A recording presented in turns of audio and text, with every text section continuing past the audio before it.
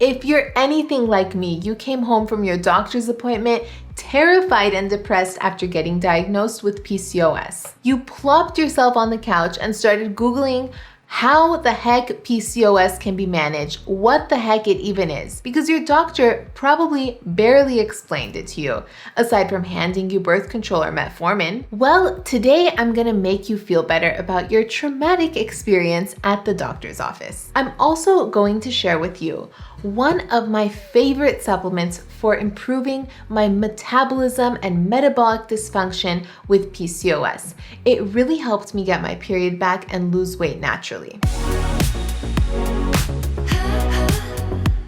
The first thing I want you to know is, despite how PCOS was introduced to you, this is your superpower. That bit of excess testosterone used to be a protective mechanism for our ancestors during times of warfare and famine. Women wouldn't ovulate during these stressful circumstances, and that was their body's way of protecting them from having more kids so that they could fight or flee from danger. Now we have a different type of stress that suppresses ovulation. This is triggered by a combination of genetics, like a family history of blood sugar issues, as well as environmental factors such as inflammatory foods or environmental toxins, or even a stressful lifestyle. Our body is reacting the same way as it would have during a time of famine or warfare, except now our PCOS symptoms are much more exaggerated than they were when our ancestors had it because of the way that we live our lives. We can't always completely control our environmental factors, but we can improve them. There's lots of diet and lifestyle changes that can ultimately help our hormones. When we harness our PCOS, it can actually become our superpower. Did you know most athletes that go to the Olympics have PCOS? That little bit of extra testosterone makes us more resilient, athletic, and driven. Having a strong self-care routine to promote hormonal balance can set us up to thrive with PCOS. Now, the next thing you need to know is that you don't have to have ovarian cysts to be diagnosed with PCOS. And you don't need to be overweight either. Polycystic ovarian syndrome sounds like there are lots of cysts on your ovaries. These are typically called a string of pearls, but you don't have to have ovarian cysts to be diagnosed. Diagnosis of PCOS means a woman must have two of the three following symptoms. The first one is irregular periods. The second one, hyperandrogenism, which means facial hair, acne, mood swings, weight issues, hair loss. And the third, polycystic ovaries, which your doctor would have checked with an ultrasound. But if you don't have the ovarian cysts or even weight gain and still have symptoms of hyperandrogenism and the irregular periods, then you can still be diagnosed with PCOS. You would need 2 out of the 3 that I mentioned. Again, not everyone gains weight with PCOS. The metabolic dysfunction can manifest in different ways, like cystic acne or hair loss. It can be so discouraging to deal with all these symptoms of PCOS, and there are ways that you can actually reverse them and keep them at bay, so don't worry. Many PCOS women, including myself, have reversed their symptoms after making proper diet and lifestyle changes. These changes can really reduce inflammation.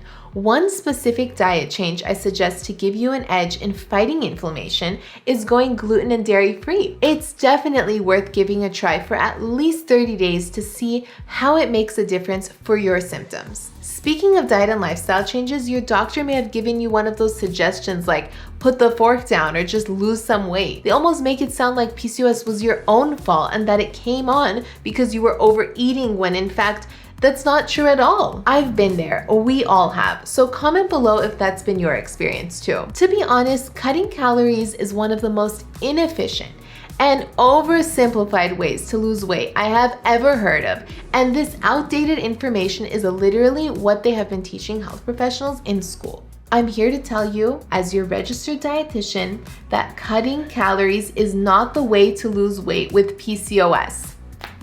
Instead, let's reverse our metabolic dysfunction and heal the underlying root issues. Doctors are excellent resources for us, but they don't spend a lot of time studying metabolism and keeping up with the latest research. So you can't expect them to explain all of this in one doctor's visit. That's where I step in to support you. Let me tell you about metabolic dysfunction.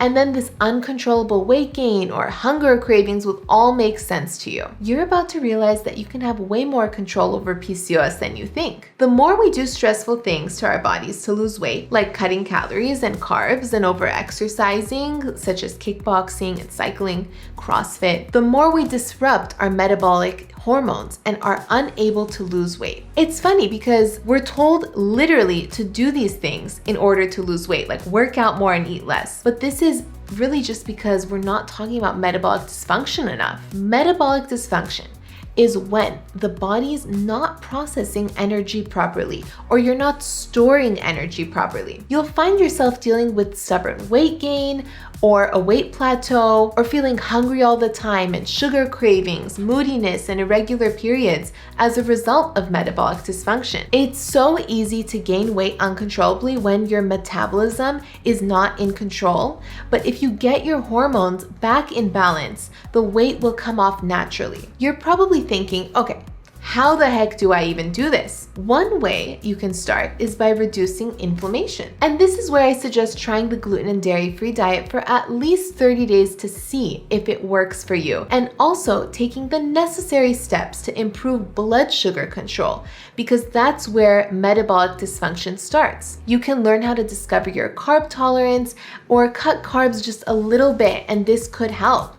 But it can be very overwhelming. So we break it down for you in video tutorials where I show you how to heal your metabolic dysfunction in our membership program, The Sisterhood, which I've linked in the description below. Blood sugar control is key to managing PCOS.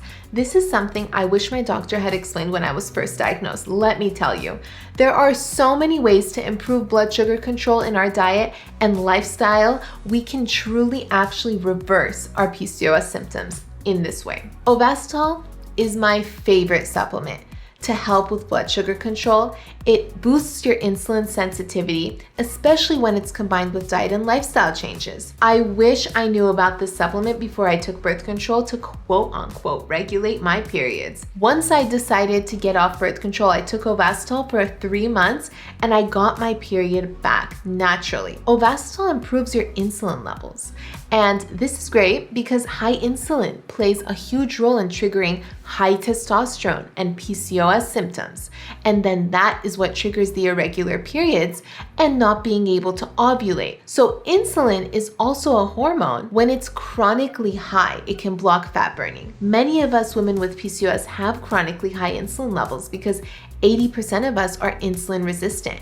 And this is when our cells are numb to the hormone insulin and it's not able to do its job. We are unable to perform the necessary metabolic processes that would help us maintain our weight. We end up struggling with symptoms like cravings, irregular periods, or even weight gain. Ovasitol has helped me control that so much, in addition to my diet and lifestyle changes. So sisters, these are some of the fundamental things that I wish I knew when I was first diagnosed with PCOS. I hope you understand your symptoms a little bit better and feel more empowered about taking control of your body. Don't forget to click the subscribe button and take the quiz in the description to see what type of PCOS you might have.